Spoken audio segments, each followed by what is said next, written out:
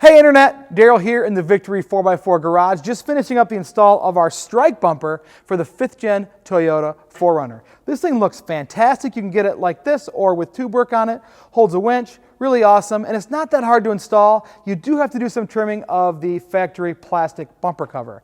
I know that scares a lot of people, so before this video I checked, and this part is available as a crash replacement for like 200 bucks. Like if you got in an accident and a body shop had to buy it, you can buy this plastic in black for 200 bucks plus a little more to paint it. So if you screw this up horribly, it's not the end of the world. If you want to go back to stock, not the end of the world. I don't know why you'd want to go back to stock, but you know, that's on you. Anyways, I'm going to install this Factory 55 while you go back and learn how to install this.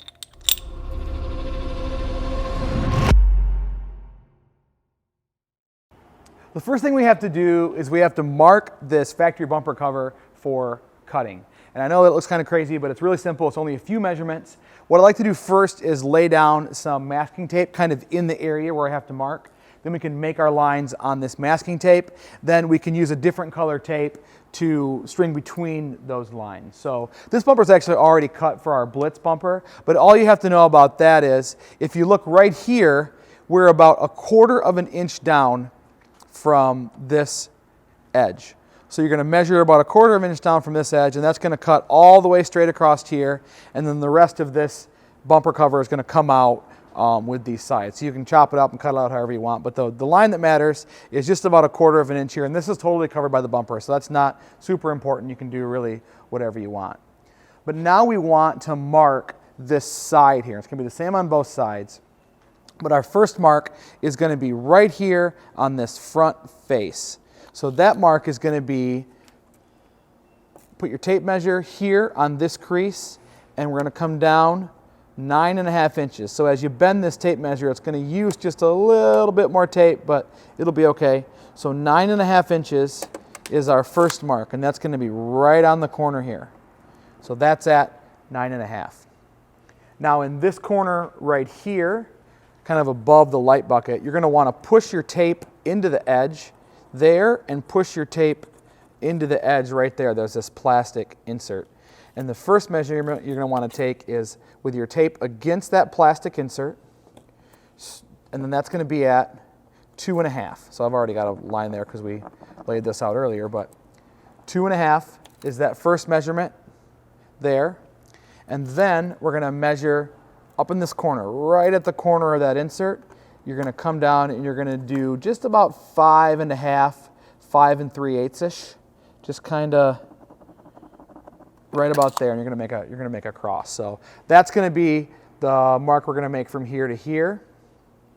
And now we have to make a mark over here on the side. So for that mark, we're going to go from the bottom of the fender, and that's going to be at 1.5. And we've already made that because we've laid this out, but so we are at 1.5 from there to there. So now what we have to do is we have to connect this mark, the edge of this mark, to this cross straight. So this is going to be straight all the way across here. And we have to connect this mark to this mark here straight. And then we're just going to carry it around down to the cut that we made earlier. So you can do this a couple of ways. You can just kind of wing it.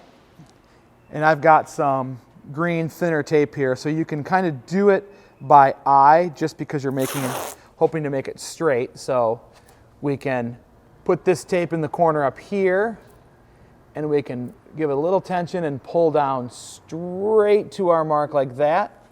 And then we can come on around here and do the same thing where we pull straight to our cut. So that's definitely an option, and for this angle, that's probably going to work just fine. And then the other thing we can do is do it right here, but the problem we run into is you have to keep it straight through this kind of insert here, this inset here. So that can be somewhat difficult, but it's possible. You can just keep laying it out, do it a couple times, keep making sure that it's nice and straight. Or the other thing you can do is get like a cheap laser level. These things are getting super cheap now at home stores or Harbor Freight or Amazon or whatever.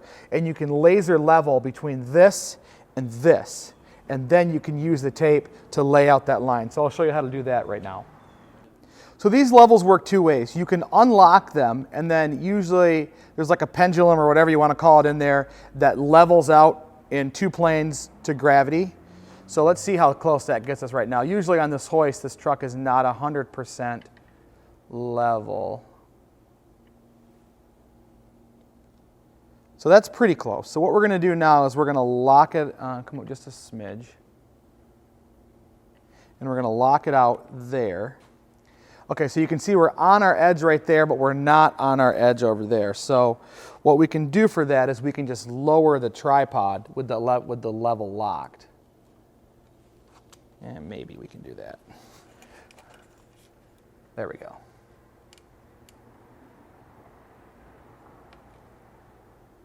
You can make them kind of equal. And then we can kind of fuss around with this height once we do that to get this where we want it.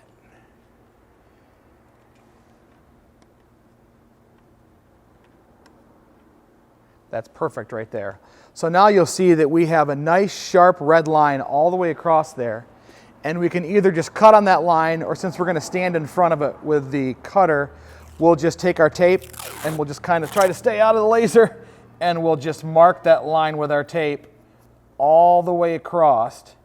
And then we know that we have it dialed.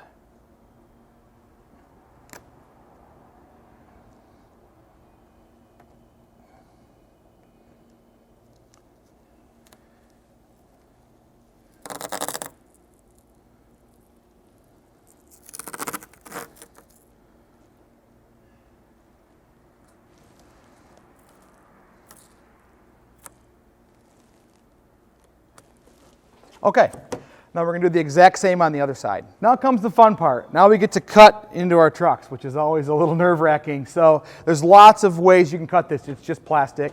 You could use a Sawzall. You could use like a little body saw. You could use a hacksaw. You could do a chainsaw if you wanted to. I like these little grinders with a cutoff wheel. And the reason I like that is because they're very easy to keep the line straight. You can watch while you're cutting. You're cutting a pretty wide section of the line as you go. I like these a lot, and then I like to go back and finish the line up with a flap wheel on these. So I think this is a really handy tool to have. You can get them lithium ion now, which is awesome, but they're dangerous. So you have to be very careful around these. Wear eye protection, use the guard, and then what happens is if these discs bind, they tend to explode, and then shrapnel goes everywhere. They're spinning very fast, so please be careful while you're using this. So double check your line again, make sure all your measurements are right, make sure everything looks good. And then remember, we're going to cut on the bottom of our tape line. Well, that's where we marked it. If you used your tape to mark the top of the line, you want to cut on the top of the line. Just make sure you know which part of the line you put your tape on. And don't worry, this isn't a super, it doesn't have to be super accurate. It just looks nicer the more accurate it is. And if you screw it up really, really bad, they make this edge trim stuff that goes on there, and no one will ever know. So let's get started.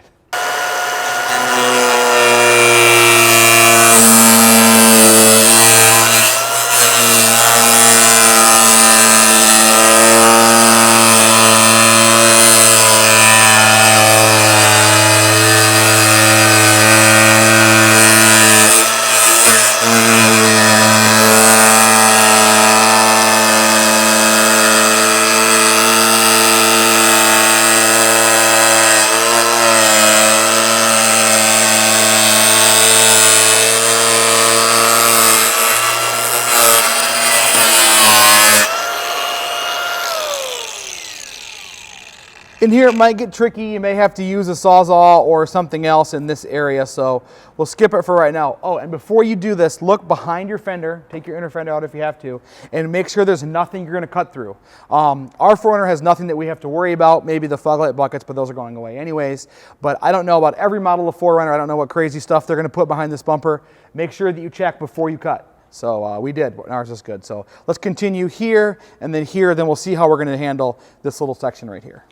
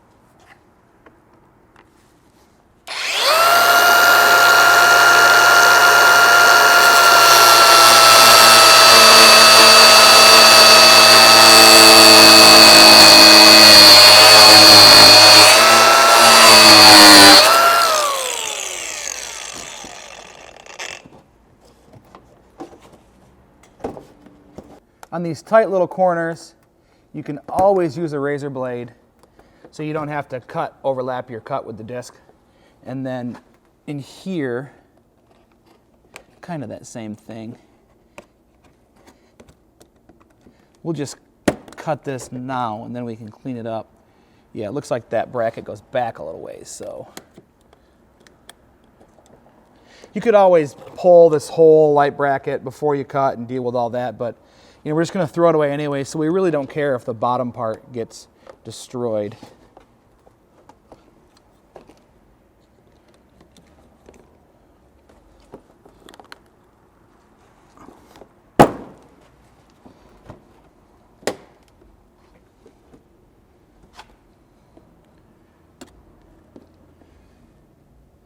I am gonna finish that little bit off with the Sawzall, or you could hack at it with this blade too.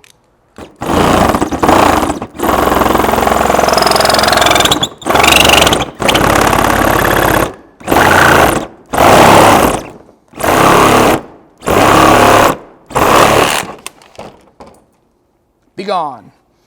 Now you can see in a couple sections we're a little shy of this line. I did that on purpose. We can clean some of it off with this, and then we can switch to a flap wheel on this, and we can just perfect those lines before we pull the tape.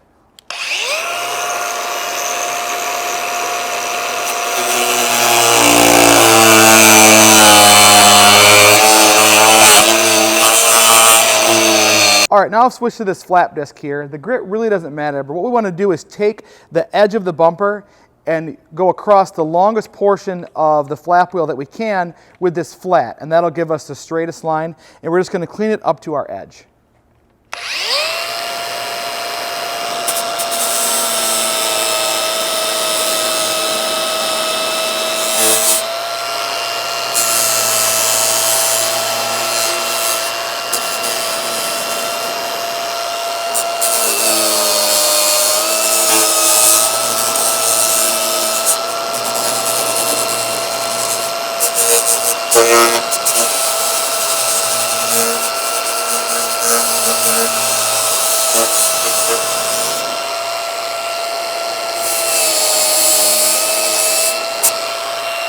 Now you can pull the tape and do any final cleanup by hand sanding it with a sanding block, but you shouldn't need a ton.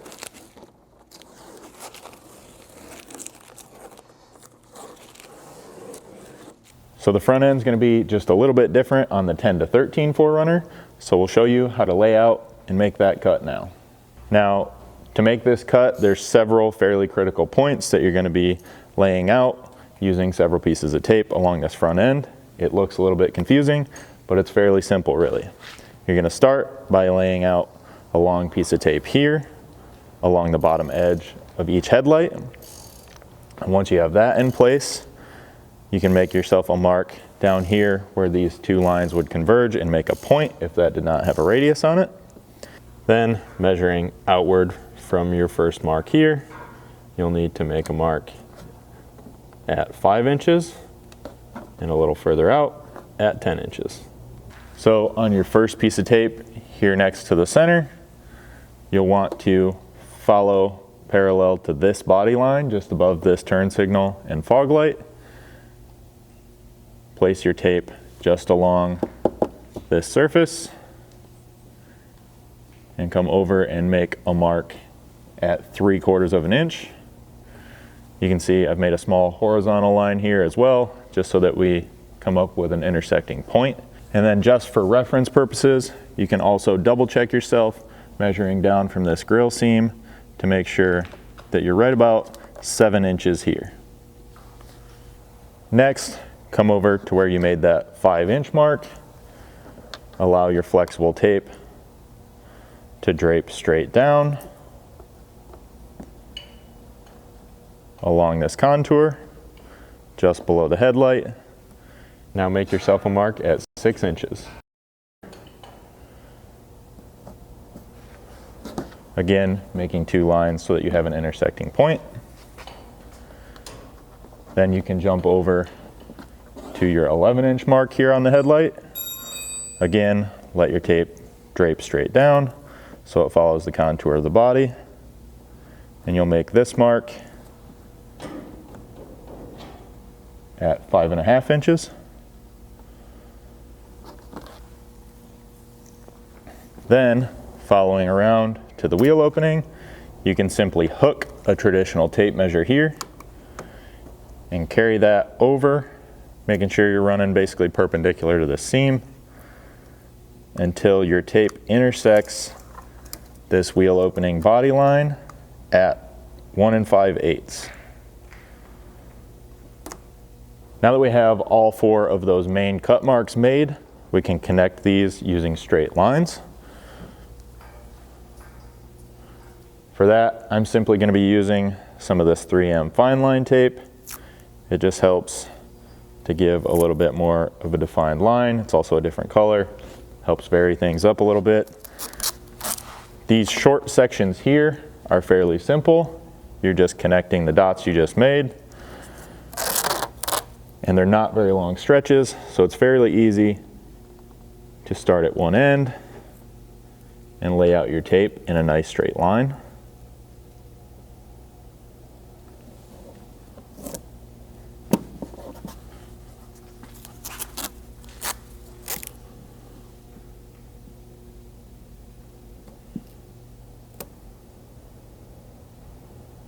Then once you get to this next line out here where it wraps around this corner, as well as when you're doing the center section here, we're going to recommend getting a laser level like we're using here. It's just going to make this a whole lot easier to intersect this point with this point. These are getting fairly inexpensive at most of the home stores these days. So pick one of these up, and then once you get this laid out and your laser's contacting each of your marks, it's just a matter of tracing that laser line with your tape.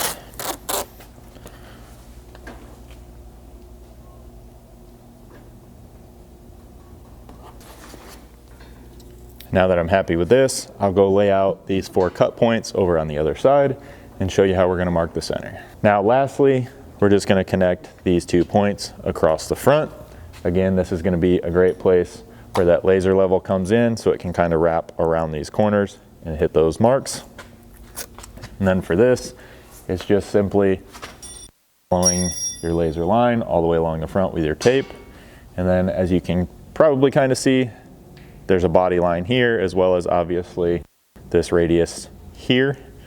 You can kind of use those just as references as you come across as well to make sure you're getting a nice straight line across the front of your fascia.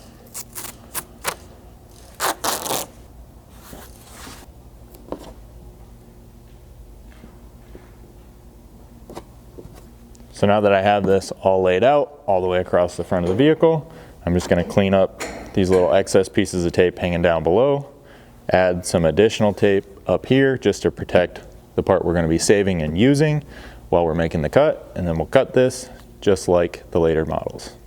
Now we're going to cut this inner fender, and for now we're just going to kind of do it to get everything out of the way. I'm going to leave a lot of room, but later I think what we'll do is cut it so that we can pull it up into this inner fender brace and zip tie it, and that will keep mud and snow and stuff out of this region. But for now, we just kind of want it out of the way while we do the bumper install, so we'll just cut it proud, more room than we really need. Good. All right, once you get this whole bumper out of the way, there's some refinements you have to do in this area right here so the bumper can slide in and fit really nice. So we want to leave this bottom lip here because that's going to give some rigidity to this grate, but we also need some clearance. So what you want to do is take a piece of tape and tape right off the corner that you marked before and tape a nice straight parallel line, parallel with the ground back, and then tape a little line right here. You're going to chop this corner, and then right at this bend right here, tape straight up. So a 90-degree corner right here to cut that out, and then just cut that little lip right there, and that'll leave this bend across the grill just to add some rigidity. We may have to add some zip ties or something underneath here to tighten everything up so it doesn't rattle, but that'll be okay. It'll all be hidden underneath the bumper right there. So you can cut this a lot of ways. I'm going to use just a nice sharp utility knife, and what you want to do is just score along your line there, and you don't have to cut it the whole way every time. Just keep scoring on that line. Careful you don't slip off it and cut the rest of your grill. And then once you get deep enough, you can usually go a little bit deeper.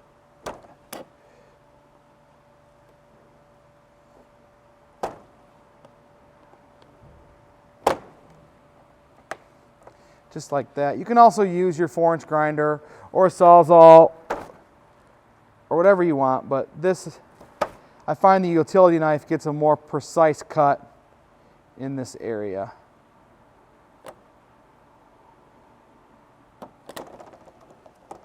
That's all there is to it.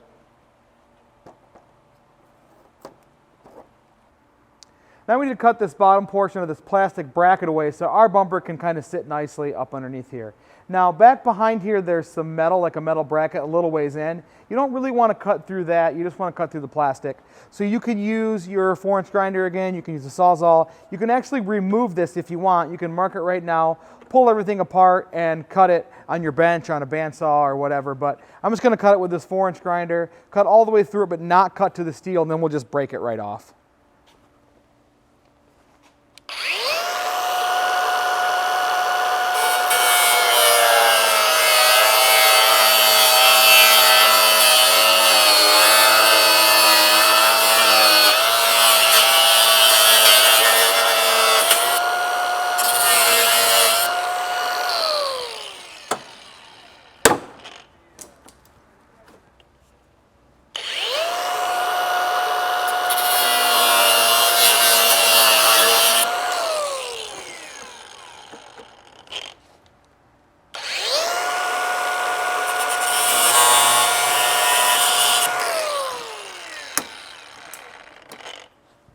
And that little piece of steel that's sticking down underneath there, that's okay. The bumper will kind of wrap around that.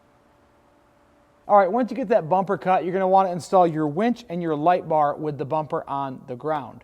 We've done this a million times on other bumpers, so we're going to cut to that. And past me is going to show you how to bolt a 20-inch light bar and a winch into a bumper. First thing you're going to want to put in is either a light bar or the aluminum perforated block-off plate that we sell. That's an option for these bumpers. If you're going to install a light bar, you're going to want a 20-inch light bar with a mounting width of right around 22 to 22 and an eighth or so. That's the width between these mounts here, right around 22 inches. We actually sell this light bar. We usually keep it in stock, so if you want to call when you place your order to get it, this bar has a 22-inch mounting width from side to side. If your light bar is a little narrower, you can take that up with some plastic spacers on either side, and maybe you can replace these bolts here for longer bolts if you need to. There's lots of ways to deal with that. Just don't go wider than 22 and an eighth or you're going to have some problems. All right, so the first thing we need to do is just bolt this 20-inch light bar in here, and it's as easy as just sliding it into the tabs, angling it straight ahead, and then tightening it down. All right, next we're going to install our winch. And in this application, we're going to install a Warn VR8S. We really like this series from Warn. We like how compact they are. And what's great about that is we don't have to relocate this solenoid box to mount this in the 4Runner. So let's get this thing mounted. It really helps to have a friend in this instance, but you can do it by yourself. I'm going to show you how to do that. Now, if you're installing this by yourself, you can kind of let the winch sit up against the light bar and then start one of these back bolts. Go ahead and put the bolt that your winch supplier gives you in a socket here. Feed it up through the bottom and then up through the hole in the winch plate, and then kind of pull the winch back over the top of it. Get that bolt started. Grab your second bolt and do the same thing on the back hole. Once you get all 4 mounting bolts loosely installed, go ahead and flip the bumper on its back and tighten down all 4 bolts. It might actually be a good idea to install this winch fair lead before you put the winch in. It's going to give you a little more room to work, but it is possible to do it afterwards if you forget, like I did.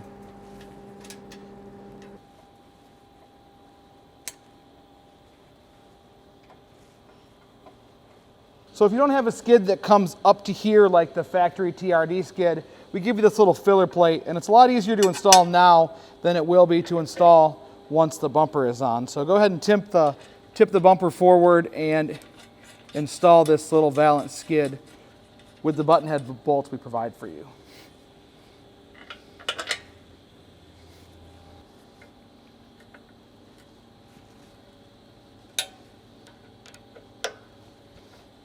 All right, so this metal cooler line is the only thing in the way of the solenoid box on our Warn VR. And I don't want to relocate the whole solenoid box just for this line here, so I think we can move it out of the way a little bit. So what I did was I loosened up the brackets here just with a 10mm socket, one bracket on each side, and then I gently grabbed it here and bent it back just a little bit on each side.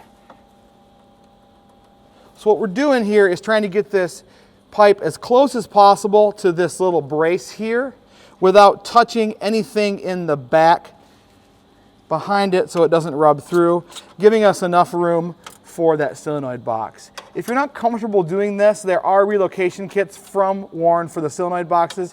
You can put it under the hood or something like that, but I don't think that bending this tube is really that invasive.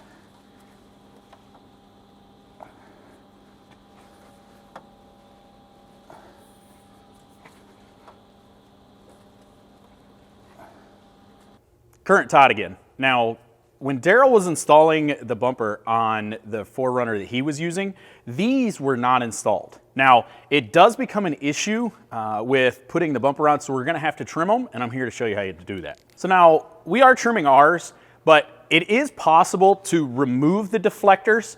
The 4Runner that Daryl did does not have these. They were removed, and it's been ran for tens of thousands of miles without any issues. So it is on you whether you'd like to trim them or completely remove them. Now, we need to come in straight along our line here where we cut. So we're just gonna trim straight along in here and then straight down. Now from there, we're gonna go ahead and just trim at an angle down to match this back corner. So now the upper portion is important because the bumper is actually going to physically slide in here, and the back portion you want to just stay about that corner and meet it because the mount could interfere as it comes up through here. Okay, now that we have our lines drawn, I am simply going to use a utility knife to cut these. It is a little bit thinner plastic, it is a little bit easier to cut, so just keep in mind so you don't poke yourself and bleed out. So remember, as you're going, you can go ahead and just run a couple of scores across before you actually cut deeper, just to make it a little bit easier to get through. Okay, the passenger side bracket does not extend into the space that we need for the top of the bumper, but it does touch the inner bracing for the mount. So if you want, you can just kind of push this out of the way a little bit and it'll rub some. We're gonna go ahead and trim it up, and basically all you're gonna do is you're gonna start up here at the top and end up down here at the bottom, just kind of in a straight line to get it out of the way for the mount. And we're back. So one of the differences between our full width strike bumper and our slim blitz bumper is that our full width bumper accepts fog lights or driving lights, whatever you want to call them. It's made to accept these 3" by 3" LED cube lights. Lots of manufacturers make these from super kind of cheap to very expensive, whatever you want. They're pretty universal as far as their mounting. Usually they mount with one stud here, and their brackets tend to be movable backwards and forwards, in and out. So you may have to figure out your adjustment on that, but I'm going to show you how they bolt in to this bumper. So we have the slot in our bumper here with lots of adjustability. Basically all you're going to do is put that bolt through the slot, and then a washer and a lock washer is always nice on the bottom. And then I tend to just leave these loose right now and then align them later. You can also install these after the bumper is on. You don't have to do this step right now, but just to show you how to do it, it's easier on the floor.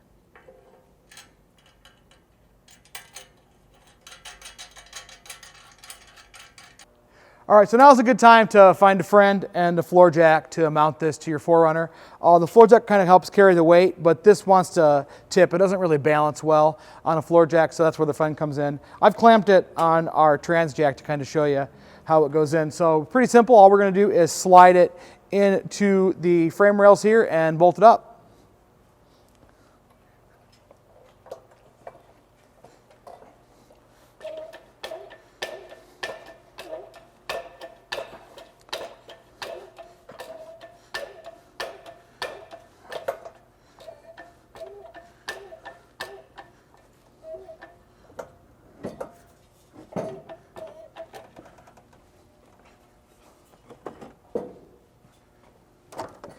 One thing you want to look out for is we need this plastic grill lip to go underneath the bumper top cap. So you got to kind of deal with that a little bit as you're putting the bumper on.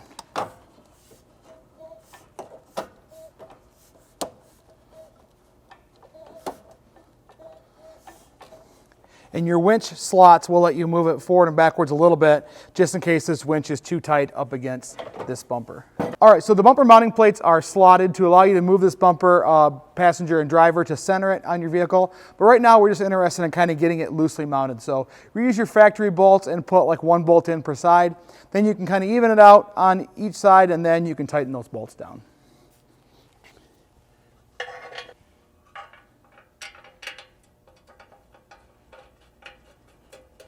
Now on the inside of the mounts, there's only 1 bolt, and it's easiest just to reach right in here on these access holes for that, and you can tighten them from the same access hole.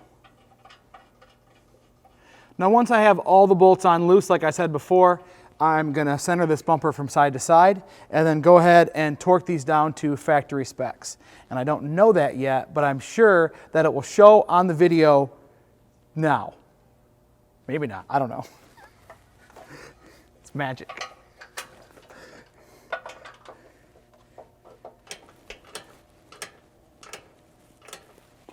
Now on these inner fenders, there's a bunch of different ways you can deal with it. The way I like to handle it is just go ahead and mark a line or just freehand cut with a utility knife. These will cut really easy to match this sheet metal here, just so the whole inner fender kind of matches that. And then we're just going to drill a couple holes kind of near where there's already holes in the sheet metal. So right here, for instance.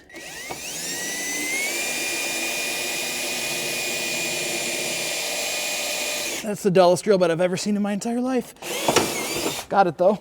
Can't even drill through plastic. Anyways, we're going to go ahead and just drill a hole through that so we can use this hole in the sheet metal with a zip tie. And then go ahead and trim that. Hide the tail. And then go ahead and just do that all the way around the inner fender here where it meets that, and that should look really good. So on the washer bottle, Toyota unfortunately made it kind of hang here. So right now we just painted ours black. We will have a skid available. Depending on when you're watching this video, it may already be available. Be sure to check the website. So that's it. Make sure those mounting bolts are torqued down. Make sure your winch is tight, and you're done. Thanks so much for becoming part of the Victory 4x4 family. If you have any questions about this product or any of our products, please feel free to reach out to info@victory4x4.com or call us 269-459-8447. Thanks for watching.